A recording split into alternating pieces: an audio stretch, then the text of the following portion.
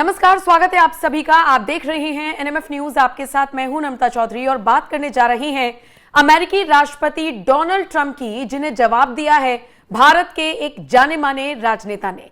और इसी के साथ उस राजनेता ने यह भी कहा है कि पड़ोस में हमारा कोई अब दोस्त बचा नहीं है। आइए आज इस वीडियो में विस्तार से बात करते हैं कि आखिर क्या जरूरत पड़ गई कि फारूक अब्दुल्ला जैसे नेता को डोनाल्ड ट्रंप पर बोलना पड़ गया। दरअसल डोनाल्ड ट्रंप ने जिस तरीके से 25% का टैरिफ भारत पर लगाने का ऐलान किया था, उसके बाद से हर तरफ इसी की चर्चा है। आखिर डोनाल्ड ट्रंप ने यह फैसला क्यों लिया, किस दबाव में लिया और भारत पर किस तरीके का दबाव बनाने की कोशिश की, फिलहाल इसी की चर्चा है। आप जानते ही हैं, कहीं पर सीज फायर का क्रेडिट लेना हो तो कहीं पर उस सीज फायर के क्रेडिट के पीछे की असली वजह बताना हो। टैरिफ सीज फायर, इसी पर बस ट्रंप आगे बढ़ते हुए नजर आते हैं। और शायद इसीलिए ट्रंप भी ये बात समझ रहे हैं कि शायद दोबारा उनको राष्ट्रपति की कुर्सी तो संभालनी नहीं है, तो क्यों ना इस बार कुछ ऐसी चीजें कर दी जाएं जिससे ताउम्र उनको याद किया जाए। अब उसमें कुछ हितकारी फैसले तो वो अमेरिका के लिए लेते हुए नजर आ नहीं रहे, लेकिन हाँ, दुनिया के कई देशों से सीधे तौर पर पंगा ले रही हैं, जिनमें से एक देश भारत भी है। अमेरिका के राष्ट्रपति डोनाल्ड ट्रंप ने भारत पर 25% टैरिफ लगाने का ऐलान किया। साथ ही साथ कह दिया कि अगर रूस से आप तेल खरीदोगे तो आपके ऊपर पेनल्टी भी लगाई जाएगी। हालांकि 1 अगस्त से यह टैरिफ लागू होना था, लेकिन बाद में इसे 7 अगस्त तक के लिए एक्सटेंड कर दिया गया। अब कभी 100% टैरिफ की धमकी, कभी 500% टैरिफ की बात करना, कभी 25% इंपोज कर देना। इन सारी चीजों को देखते हुए जहां भारत में हर एक शख्स अपने अपने तरीके से प्रतिक्रिया दे रहा है, तो वहीं दूसरी तरफ अब इसी कड़ी में फारूक अब्दुल्ला, जो कि जम्मू कश्मीर के पूर्व मुख्यमंत्री रहे हैं और इसी के साथ नेशनल कॉन्फ्रेंस के अध्यक्ष हैं, उन्होंने भी प्रतिक्रिया दी है। उन्होंने कहा कि इससे हर कोई प्रभावित हो रहा है।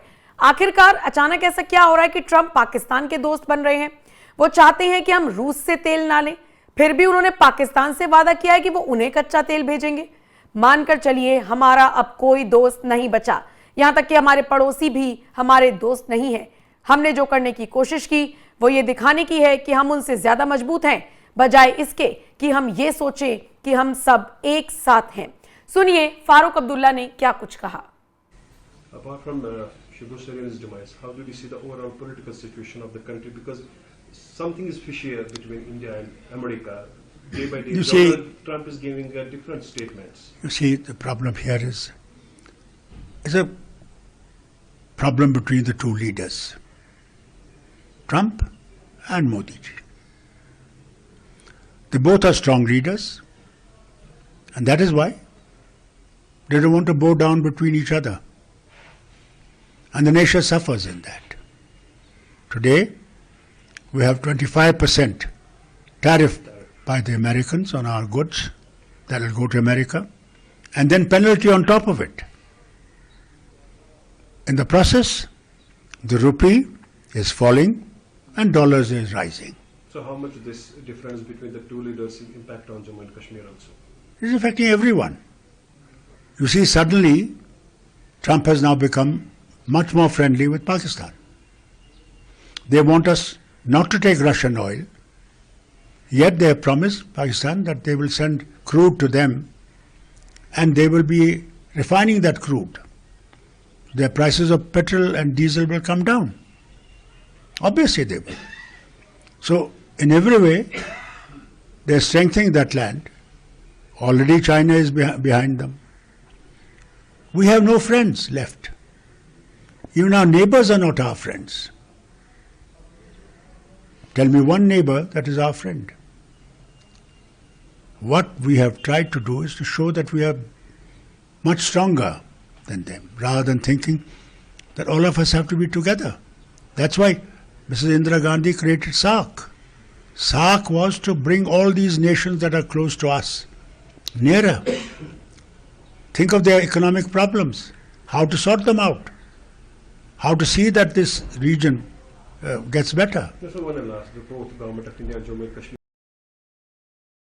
तो निश्चित तौर पर फारूक अब्दुल्ला कह रहे हैं कि कुछ ना कुछ तो इलाज निकालना पड़ेगा, युद्ध से काम नहीं चलेगा और इसी के साथ हमें मैसेज देना होगा। लेकिन आप इतना मानकर चलिए कि ट्रंप जिस तरीके की हरकतें कर रही हैं, वो उसे सनकी बने से कम नहीं कहा जा सकता। और इस पूरे देश में अगर आप जिक्र करेंगे सनकी नेताओं का तो दुनिया के 2 ही देशों के नाम का जिक्र होता है। इनमें एक है रूस के राष्ट्रपति पुतिन और दूसरी तरफ है डोनाल्ड ट्रंप। सोचिए, डोनाल्ड ट्रंप के लिए कभी इस तरीके की भाषा का इस्तेमाल नहीं होता था। हाँ, उन्हें अड़ियल कहा जाता था, लेकिन इस बार जिस तरीके की वो हरकतें कर रहे हैं, कहना गलत नहीं होगा कि ये सनकी पनाही है। और शायद इसीलिए जगह जगह पर उनका इसी तरीके से मजाक उड़ता है कि अब तो अगर सूरज भी उगता है तो उसका क्रेडिट भी डोनाल्ड ट्रंप को दे देना चाहिए, चांद निकलता है तो उसका क्रेडिट भी डोनाल्ड ट्रंप को ही दे देना चाहिए। लेकिन इन सबके बीच फारूक अब्दुल्ला ने एक तरीके से दिया तो सरकार का साथ ही है, दिया तो भारत का साथ ही है, डोनाल्ड ट्रंप को लगाई तो लताड़ ही है कि आप क्या कर रहे हैं, ऐसे कुछ चीजें निकलने वाली नहीं है।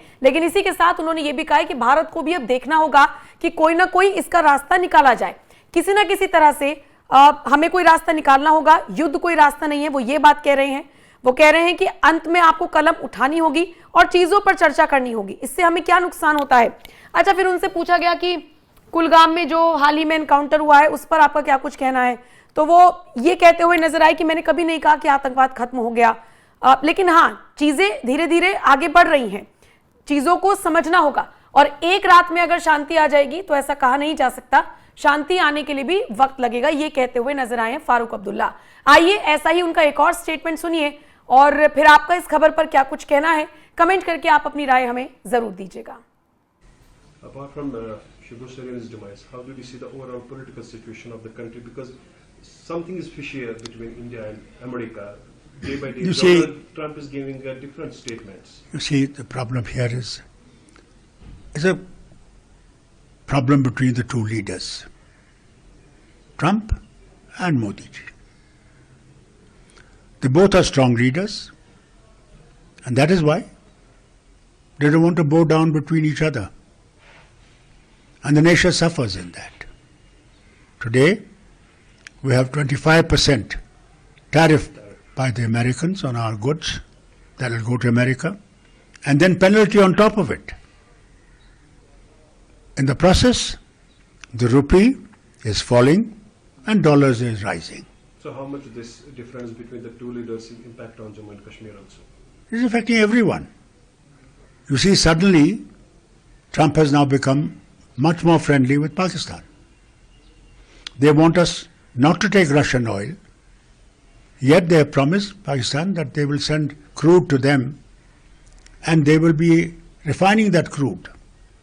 Their prices of petrol and diesel will come down. Obviously they will.